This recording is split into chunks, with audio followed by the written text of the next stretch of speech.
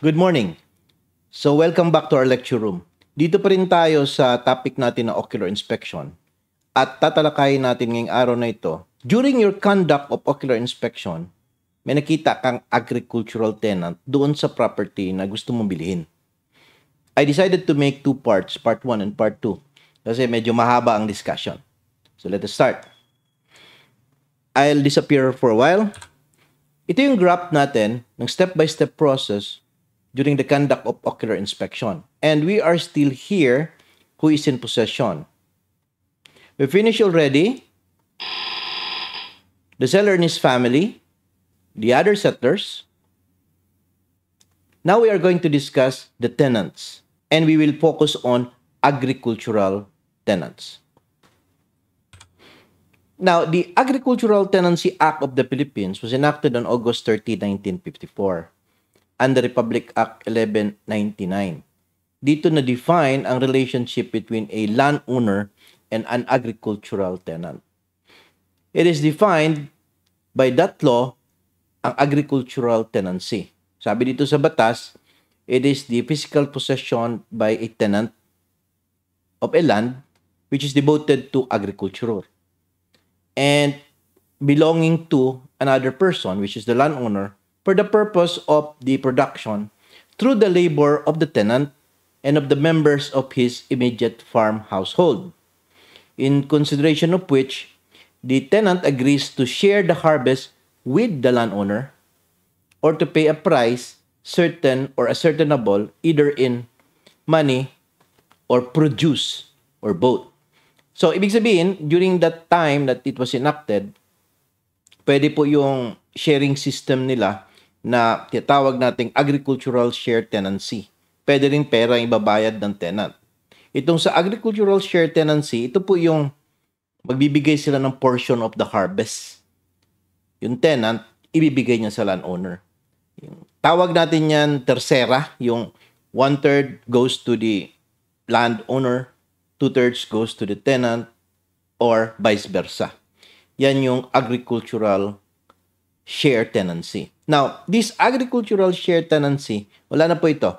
This has been abolished by Republic Act 3844, enacted on August 8, 1963, and as amended by Republic Act 6389, enacted on September 10, 1971. So these are still good laws until this moment. Iba po yung Comprehensive Agrarian Reform Law, yung CARP program, iba yun. This one, purely the relationship of a landowner and an agricultural tenant. So, kung na-abolish na po itong agricultural share tenancy, bakit po? Ano po ang reason? Sabi ko sa inyong batas, it is contrary to public policy.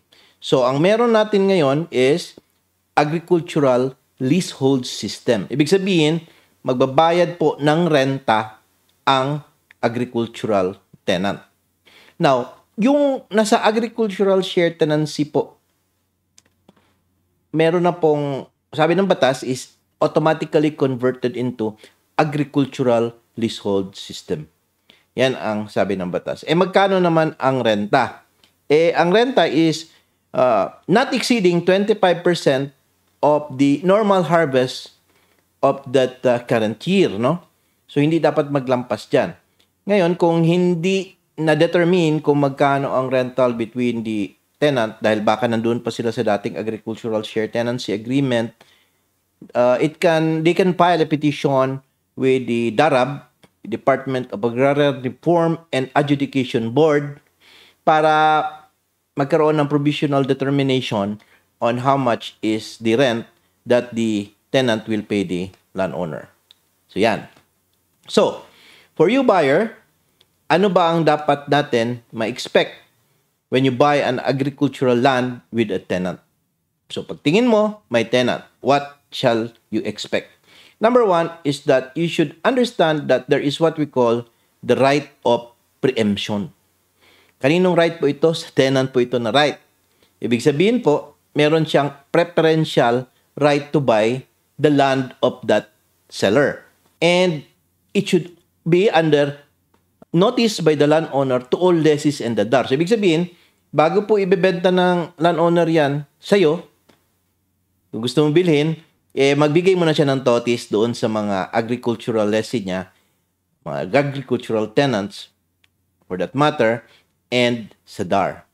And ang notice niya, yung written notice niya, it should be reasonable terms and conditions. And within 180 days po, kailangan i-exercise ng tenant ang right of preemption. Doon ang period niya. Yun ang prescriptive period within which to exercise. Now, let's say the tenant agrees to purchase the land. Ibig sabihin, hanggang dyan lang po tayo, Mr. Buyer, no? Kasi gusto niya bilhin eh. So, hindi mapupunta sa iyong property. So, let's proceed, no? If the tenant agrees, ang gagawin niya is that he has to give a written notice within the 180 days period. And at the same time, must tender the payment of the price of the landlord, no? Ipapadala niya itong pera, tender, no? Yung parang i-offer niya, hindi pa ipapadala, tender niya doon sa landlord, no? Within that period. Or, kung hindi naman pera, pwede yung mag-present siya ng land bank certification doon sa landowner para yan siyang letter of guarantee ng bank that would say na, okay, the bank will pay you landowner because nag-exercise na ng right of preemption si tenant. And I would like you to know in advance that payment by the land bank would only be 10%, sabi ng batas, and the others would be maging redeemable bonds, no? Merong mga bonds ang land bank na agricultural, for purposes of agricultural preemption, no? And these bonds are actually evidence of indebtedness and they are considered as negotiable instruments. Evidence of indebtedness in favor of the payee to whom that particular bond was issued. For example, in this case, it was issued to the landowner, then therefore, it is a negotiable instrument issued in his favor. So, this can be negotiated. In fact, this can be rediscounted. Maraming ang dyan sa land bank offices, may nakaantay dyan, nag-aabang sa labas. Pag makita nila may lumabas na landowner, may daladalang redeemable bonds, they will offer to purchase it. And at a smaller price, of course, para tumubo sila at a rediscounted price. Yun ang tawag na rediscounting. Wala namang masama dyan. Kasi naman, kung aantayin pa ng landowner ang due date ng bond, kahit na may interest, matagal pa. Kasi sometimes it's 6 months or years, no? Kasi staggered ang payment or issuances ng bonds in favor of the landowner by the land bank. Sometimes, ayaw tanggapin ng landowner yung tender, pwede i-consign yan sa court, no? So, ang may jurisdiction ngayon is ang DARAB. It can accept consignation of the money and it will also hear on disputes on reasonable terms and conditions. Pwede rin po ang RARAD or ang PARAD, Provincial Agrarian Reform Adjudicator. And ang RARAD is Regional Agrarian Reform Adjudicator. Yan. They have this concurrent jurisdiction with the DARAB, no? So, pwede yan. Ngayon, pagka magkaroon na ng hearing, tapos nagkaroon na ng decision, and naging final na, no? Finality of decision, here, land bank will be mandated to pay the landowner. So, yun, happy siya. Nakatanggap siya ng pera. So, yan po yung first right of preemption, no, ng tenant. Alright. Now, paano kung sakaling when the seller and the buyer, hindi nyo pinalam sa tenant? Nag-transaction kayo ng dalawa, no? Alam nyo, malalaman din yan. The moment you secure a DAR clearance from the DAR, tatanungin mo kayo ng DAR, oh, may tenant ito, wala. Meron po. Ganun. So, the question is, what happens then? Yan ang pinakamagandang tanong dyan. Ano ngayon ang mangyayari dito sa situation na ito? Now, the tenant has now the right of redemption. Ibig sabihin, he can redeem the property, no? Because it was a sale without knowledge of the tenant. So, meron siyang right of redemption. With that, sabi ko nga, malalaman din ng Department of Agrarian Reform Office yan dahil when you secure a DAR clearance, as a buyer, kung ikaw nagbili, you'll be asked whether or not na-inform ba ni seller si tenant. Sabi mo, wala. Now, you will be required to notify the agricultural tenant and the DAR that you bought the property and you are going to give 180 days, no?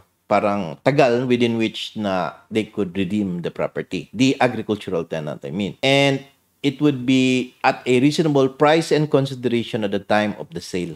So yun po, ang yun sa number 1. So kung ma-exercise niya within 180 days, paano i-exercise ng tenant is, well, he files a petition or request for redemption with the DARAB. Pwede din sa RARAD, pwede rin sa PARAD, kaya nang sabi ko. Now, you'll notice, naging baliktad, no? It is now the vendors or you, the buyer, obligation to inform the agricultural tenant and the DAR about this sale that you made without knowledge of the tenant. At tingnan natin kung 180 days kung i-redeem niya, hindi. Kung hindi, then okay. Kung i-redeem, wala ka magawa but to follow the process stated under the law. Now, under the rules, DARAB is required to resolve the issue of redemption within 60 days from the filing. Parang sinasabi kasi ng batas dito, it would be DAR that must initiate the redemption. Tutulungan niya yung tenant, no? Meron yan silang bala, parang legal office nila that helps this agricultural tenant in the filing of a petition or request for redemption. Parang PAO po yan sila. They help tenants to file a case for that matter, no? Kahit anong case, redemption, determination of the reasonableness or terms and condition, even the provisional determination of the rent, no? Pag wala silang lawyer, no? Most cases kasi lahat, kaya mga tenants kasi wala, hindi din lahat capable magkuha ng lawyer, so they will seek the assistance of the DAR and they're given that, no? And of course, DAR initiates and Land Bank finances. Ayun. So, babayaran. But take note, it would still be the 10% that I said, that cash amount, and the remaining would be bonds. So, yun po. Dito sa situation na ito, swerteng-swerte si seller, no? Kasi tanggap na niya yung pera. Ikaw, buyer, natapon ang burden sa'yo. And sa tapon ng burden sa'yo, ikaw na yung mag-notify. So, ano bang nawala sa'yo dito? Well, of course, number 1 is yung oras. Kasi the moment that you notify the lessee, yung magamit ang lupa niyan. Lalo na kapag mag-exercise na yan ng right of redemption ang agricultural tenant or ang lessee. Wala, you have to wait. Tapos, in order to get the refund of your money, you have to wait of the decision of the DARAB, no? Sabi ng batas, 60 days to resolve. Pandemic ngayon, baka matagalan, no? Tapos, pagbalik sa'yo, it may be paid by Land Bank, 10% lang, tapos cash, tapos ang remaining would be redeemable bonds. So, yung cost of money na gina-expect mo dun sa pera, might not be the same as you expected, no? When you receive those payment by the Land Bank. So, with that, I would like you to understand that itong rights, no, ng right of preemption and right of redemption ng tenant, guaranteed ito ng batas. Kasi, you know, this law was created under the principle of social justice, no? To give more laws to those who have less in life. Like nito, agricultural tenants, so bibigyan sila. Kasi, yun nga na naman, sila nag-till, sila nag-cultivate, and blood and sweat nila yun doon, no? So, careful po tayo. So, what I'm trying to say is that you, yes, you, I'm pointing to you, buyer, just be aware of these rights, no? So, pag bumili ka ng property na agricultural and for agricultural purpose ninyo, dahil gusto nyo mag-grow ng agricultural land, at meron kayong farm, gano'n, you have to determine first if there is a tenant. During your ocular inspection, tingnan nyo po, malalaman po ninyo yan. Ngayon, kung wala naman tenant, wala naman problema kasi then you could proceed with the sale and you will get the property.